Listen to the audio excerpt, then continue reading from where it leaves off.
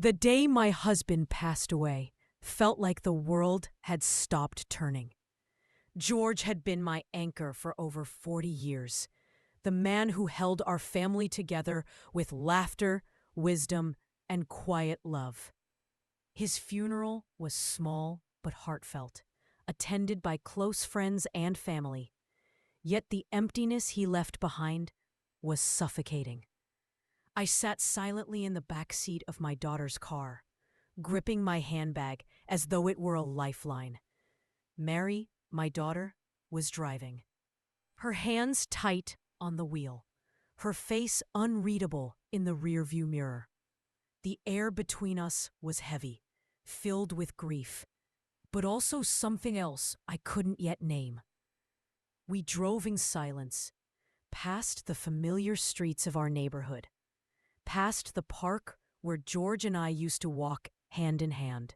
Then the city lights faded, and we entered a narrow, winding village road, surrounded by thick trees and open fields. I frowned, confused. "Mary, where are we going?" I asked, trying to keep my voice steady. She didn't answer. She kept her eyes on the road, her jaw tight, her grip unrelenting. The car slowed, and I realized there were no streetlights, no houses, just a quiet emptiness that stretched for miles. My heart started to race, a cold pit forming in my stomach. Finally, she parked by the side of the road, and without looking at me, she said, "This is where you get off." I blinked, certain I had misheard her. What do you mean?" Mary turned to me slowly, her expression unreadable. "Mom, I can't do this anymore. I can't have you here, haunting our home with memories of him. It's time you leave." The words cut deeper than any grief I had felt at George's funeral. I felt my chest tighten. "Mary, please, I'm your mother. Where am I supposed to go?" She shook her head.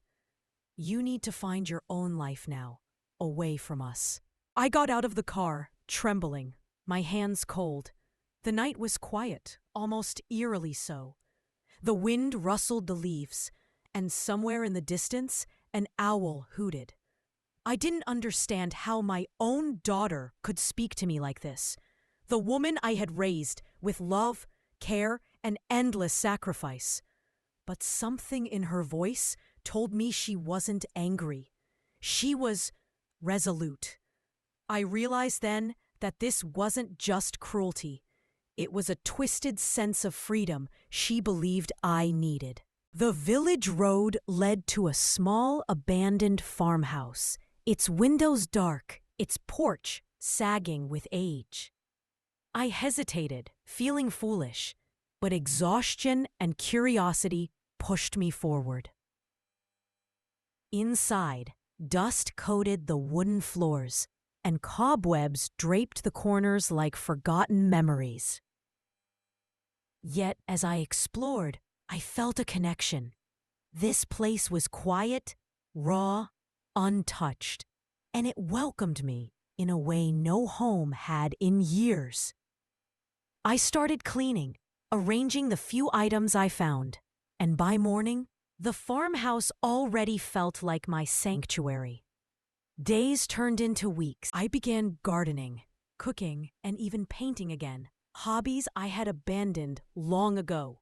The ache of loss never fully left me, but with every passing day, it became less about grief and more about self-discovery. One afternoon, Mary visited, looking nervous, clutching a bouquet of flowers. I met her at the doorstep, calm, collected, a smile on my face that surprised even me. I didn't know how else to," she began, voice shaking. I put a hand on hers. "Mary, you didn't abandon me. You set me free." Her eyes widened, and she started to cry. "I was scared, Mom. I didn't want to lose you to sadness, but I was terrified you'd stay trapped in grief." I hugged her, feeling the tension of years melt away. Sometimes, to truly live, we must walk away from what we've known, even from those we love. I understand now. By the end of that visit, we laughed again, cautiously at first, then fully, like a new chapter had begun. I realized that losing my home, my familiar life, was actually the gift I didn't know I needed. At 65, I had discovered a resilience I never imagined. I was no longer defined by loss, fear, or even family expectations. I was defined by myself. And as I stood on the porch that evening, watching the sun set over the fields, I knew that the road Mary had forced me onto wasn't an end. It was my beginning. A beginning that no one, not even my own daughter, could ever take away.